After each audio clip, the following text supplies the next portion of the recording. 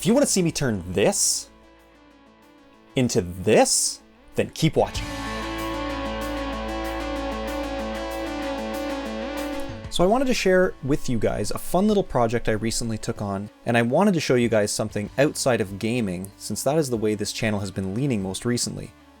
The truth is that my love for games of certain genres stems from my technical brain, and I have some real-life experience in building and problem solving, so I wanted to share the results of that in a project that I recently finished to be able to take my family on a little adventure. This is the result of that project. The pictures you've been seeing are of a used 2003 Palomino pony tent trailer that I got for a very reasonable price. I got to work right away, so I didn't even get a good picture of the outside with the canvas still on, but I took plenty of inside photos before I started tearing things out, so that I would have a reasonable chance of putting it back together in a fashion that somewhat resembled what it looked like when I took it apart. There was a laundry list of issues including the roof, canvas, tires, wiring, missing battery, and paint, among other things. The things that did work though were the fridge in all three modes, the axles, the stove, and the lift mechanism, and those things were actually all in relatively good shape considering the age of the trailer. I got to work removing canvas and some cabinetry that was going to be replaced with more bench seating as I needed space for one more bed.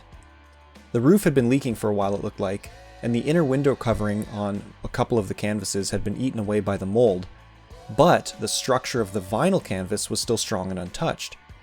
We ended up purchasing a close color match outdoor fabric material that was almost identical to what came out, and had a local gentleman with the equipment to sew something that large and thick do the repair for us. It came out really nice outside of some minor reassembly mistakes, but functioned perfectly. After removing the roof vent and canvas, my wife and I set up the canvas in my gazebo out back and promptly began cleaning it. We tried all the stain removal for tent trailer video recommendations on the web, but a single forum comment ended up being the best solution for us. The comment went something like this: "Save yourself hours of work and just start with straight bleach." I wish I could find that post again and thank that person, because after 20 minutes of scrubbing, we decided to try the straight bleach, and what do you know, it worked like magic.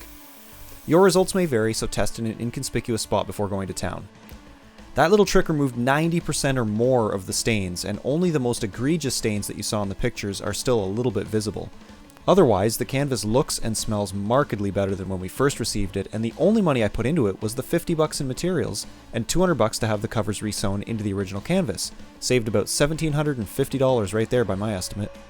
So you see the cabinet being taken apart here, and as I disassembled it, the 120 volt plug that was in the cabinet had corrosion. So I removed and cleaned the internals of the plug to ensure that there would be no risk of fire, and added aux guard to the terminal connections, since the interior environment of tent trailers is known to be quite humid. Then it was onto the roof. Some reassembly required, they said.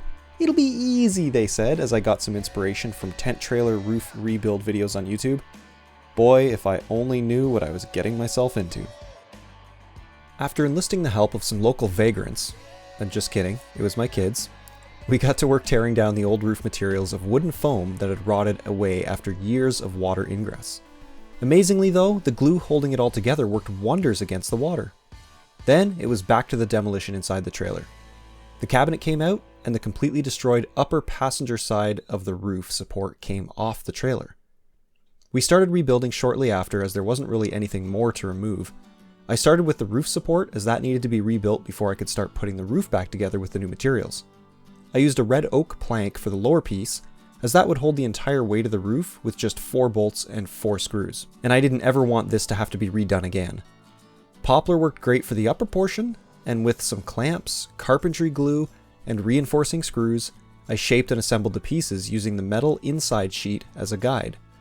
It worked perfectly considering I wasn't able to build it in a form like the factory likely did. Next step was framing out the new bench seating and building the lid for the storage compartment under it. Then it was onto the roof. That was easier said than done in between all the raindrops, but the storms would settle and I would get back to work. I used 8-foot maple for the main substructure in the middle to support the vent or air conditioner if added, and 10-foot poplar for the main runs from front to back on the sides. Everything was screwed together and glued with carpenter's glue for added strength. This area here was doweled and glued as I couldn't get screws where I needed them, and that seemed to work great. I used stainless hardware as much as I could afford on the project, and that included the bolts that secured the lift mechanism to the roof structure. The best advice I can add at this point is measure twice, cut once. I almost messed up the roof vent sizing, but after double checking my work, was able to correct and reinstall a cross member in the correct location. I used 5.2mm maple plywood to skin the inside ceiling of the trailer, then got to work adding the extruded foam board into the spaces of the roof from the top, and weighed them down while supporting the roof structure from below. This maintained the curve and eliminated the majority of the sag from the roof structure once everything had dried. As I mentioned at the factory, this would have been done in a form most likely with a press to get the shape and structure needed.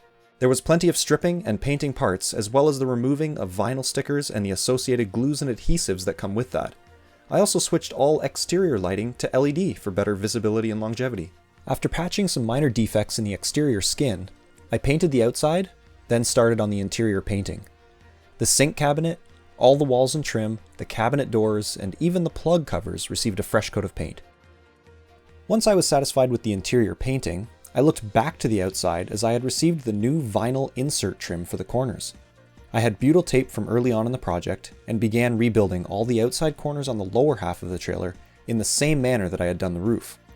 I am very happy with the final results and glad that I went with the black when I repainted the trim.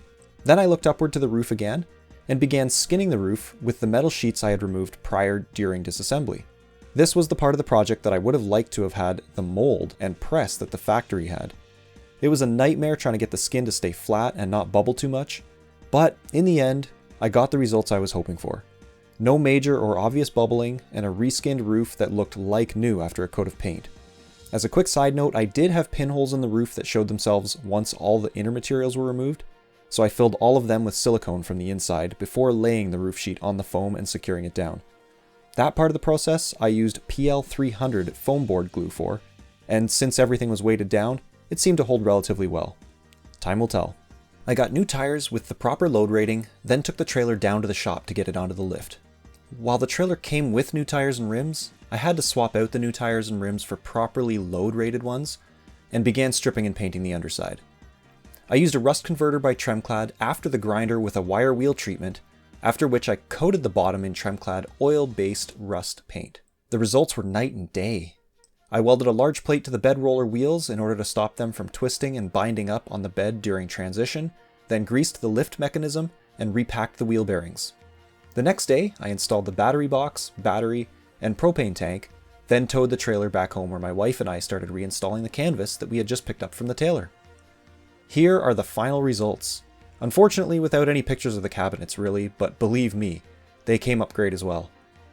If I had to do it again, I wouldn't. At least not as far as I did. The roof was a nightmare, but I knew that going in, so I can't fault anyone there but myself. The truth is, I didn't give up when it got tough, and when I got bored, I would just change what I was working on, so every day was exciting. Well, what about this adventure you were talking about, you might ask? Well, I'm glad you did! I ended up heading east along the St. Lawrence with my wife and kids, and we spent 5 nights in Saint-Simeon, Quebec, watching the whales in the St. Lawrence River. It was an absolute blast.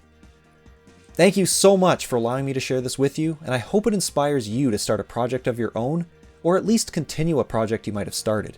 Let me know in the comments if you enjoyed this, and if you like the type of content on my channel, please consider subscribing, and I will see you next time.